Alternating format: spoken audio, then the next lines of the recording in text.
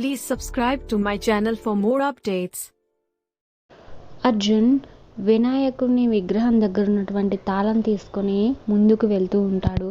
వెళ్తుంటే అక్కడ రెండు పెద్ద పెద్ద నాగులు ఉంటాయి కదా, అవి తనని కాటేయడానికి చూస్తూ ఉంటాయి. తనేమో తనకి శివయ్య ఇచ్చినటువంటి దండం చేతిలో ఉంటుంది, అది పెట్టి అడ్డు పెడతా ఉంటాడు ఆ రెండు నాగులకి, తనకి టచ్ అవ్వకుండా. తన చేతిలో ఆ దండం ఉండటం వల్ల ఆ నాగులు తనని ఏమీ చేయలేకపోతాయి. ఇంకా అర్జును డోర్ దగ్గరికి వెళ్తాడు. ఒక పెద్ద ద్వారం ఉంటుంది కదా, అక్కడికి వెళ్ళిన తర్వాతకి తను చేతిలో పట్టుకొని ఉన్న తాళాన్ని చేతిలో ఓపెన్ చేసి పెడతారు. పెట్టినప్పుడు ఆ తాళం చేతులపై నుంచి అలా పైకి లేచి ఆ డోర్ దగ్గరికి తనంతట తానే వెళ్ళి ఆ డోర్ లాక్లో ఆ తాళం పెట్టి అదే లాక్ ఓపెన్ చేసుకుంటుంది. ఆ తాళం తనంతట తానే డోర్స్ వాటంతట అవే ఓపెన్ అయిపోతాయి. ఆ తర్వాతకి అర్జున్ లోపలికి వెళ్ళిపోతాడు. వెనకాలే నాగులు వస్తూ ఉంటాయి, కానీ లోపలికి వెళ్ళిన తర్వాతకి ఆ నాగులు రావు, అవి అక్కడే ఉండిపోతాయి. ఇక అర్జున్ లోపలికి వెళ్తాడు, చుట్టూ చూస్తాడు, అదంతా చీకటి ప్రదేశం. అప్పుడు గురూజీ చెప్పిన మాటలు గుర్తు తెచ్చుకుంటాడు.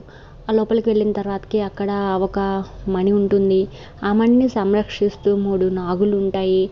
అవి మణి కోసం వచ్చిన వారిని, ఆ గుడి లోపలికి ప్రవేశించిన వారిని కాటేస్తాయి. కాటేస్తే వాళ్ళు అగ్నిలాగా మారిపోతారు, అగ్నిలాగా కాలిపోతారు, కాలి బూడిదైపోతారు అని చెప్పిన మాటలు గుర్తొస్తాయి. అయినా కానీ తను చిన్నగా నెమ్మదిగా అడుగు వేస్తూ వెనకాల నుంచి ఏమైనా వస్తున్నాయేమోనని తనకి రక్షగా తన చేతిలో ఉన్నటువంటి దండాన్ని తన చుట్టూ పెట్టుకుంటూ భయపడుతూ దగ్గరికి వెళ్తాడు.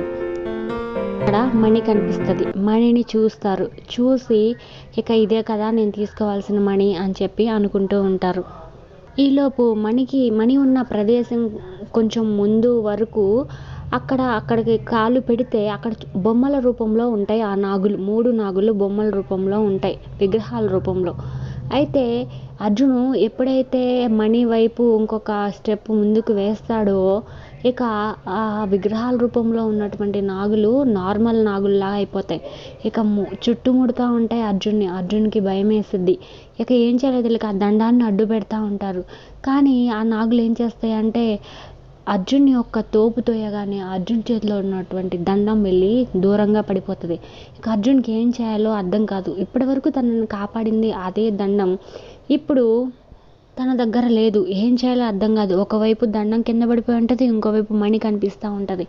కానీ వాళ్ళ అమ్మ గుర్తొస్తుంది అర్జున్కి, వాళ్ళమ్మ ప్రాణాలు అపాయంలో ఉన్నవి అని గుర్తొచ్చి నాగులు తనకి చుట్టుముడుతూ ఉంటాయి. అర్జును ఫాస్ట్గా వెళ్ళేసి మణిని పట్టుకుంటాడు. నాగులు తన వెంటనే వచ్చి వెంటనే కాటేస్తాయి. తన చేతిలో నుంచి జారి కింద పడిపోతూ ఉంటే రెండో చేత్తో పట్టుకుంటాడు మణిని అర్జున్. పట్టుకుంటారు. ఆ పట్టుకున్న వెంటనే నాగులు కాటేస్తాయి తన కాలుపైన. కాలంతా బ్లూ కలర్లోకి అయిపోతుంది. కానీ తన చేతిలో మణి ఉండటం వల్ల వెంటనే క్యూర్ అయిపోతుంది. అక్కడ నుండి ఫాస్ట్గా పరిగెత్తుకుంటూ బయటకు వచ్చేస్తాడు. మణి చేతిలో ఉంటుంది. ఆ నాగులు తన వెంట పడతా ఉంటాయి. డోర్ దగ్గరకు వచ్చేసరికి ఆ డోర్ తనంతట తానే ఓపెన్ అయిపోతుంది. అక్కడి నుంచి బయటపడతాడు. బయట 2 నాగులు ఉంటాయి, అవి కూడా తనను చూస్తూనే ఉంటాయి. కానీ తన చేతిలో మణి ఉండటం వల్ల అర్జున్ని ఆ నాగులు ఏమీ చేయలేవు. గుడి నుంచి దాదాపు బయటకు వచ్చేస్తాడు. అప్పుడు మళ్ళీ వాళ్ళ బాగుంటారు కదా నాగు, తను పాము రూపంలో ఉండి ఆగు ఎక్కడికి వెళ్తున్నావు అని తనకి అడ్డుగా పెద్దగా పడగ విప్పి అర్జున్ ముందుకు వచ్చి నిలబడుతుంది.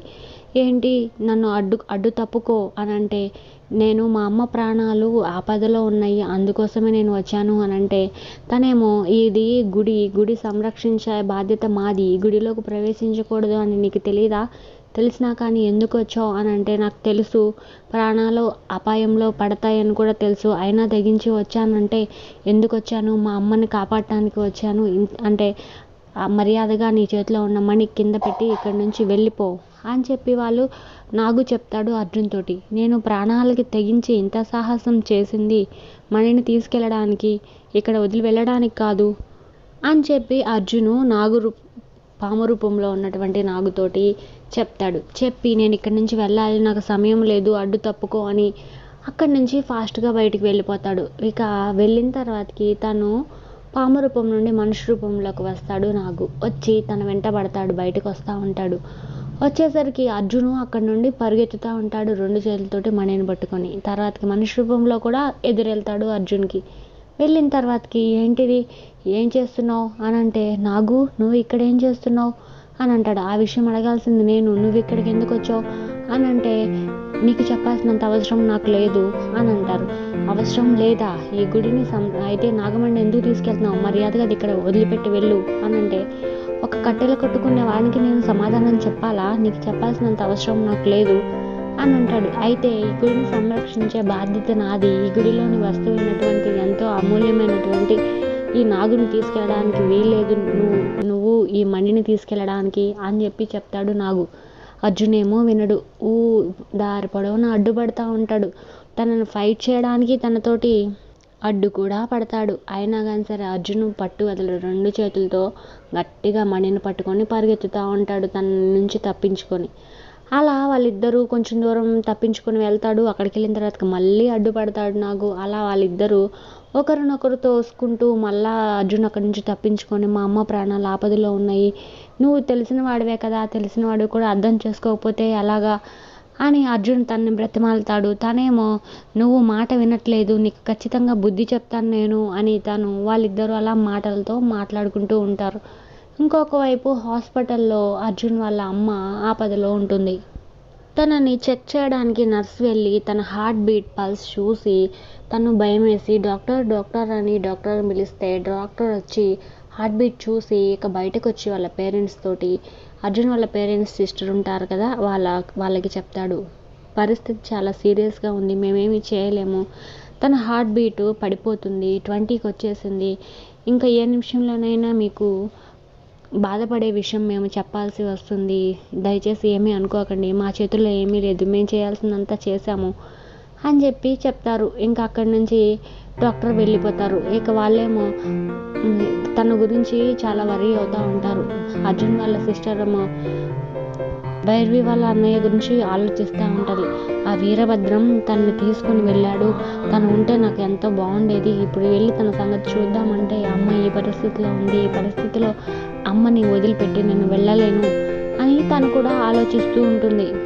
ఇకపోతే అర్జును ఆ గుడి దాటి అడవిలోకి వెళ్తాడు. అడవిలో కూడా తనని నాగు విడిచిపెట్టడు. వాళ్ళిద్దరూ గట్టిగానే ఫైట్ చేసుకుంటారు. కానీ అర్జున్ మాత్రం ఆ మణిని విడవకుండా పట్టుకుంటాడు. అయితే నాగు కూడా సీరియస్గా ఆ మణి కోసం తనతో ఫైట్ చేస్తూ ఉంటాడు. ఒకసారి అయితే కింద పడిపోతాడు అర్జున్. ఒక తోపు తోసేస్తాడు నాగు అర్జున్ని. అర్జున్ ఏమో కింద పడిపోతాడు.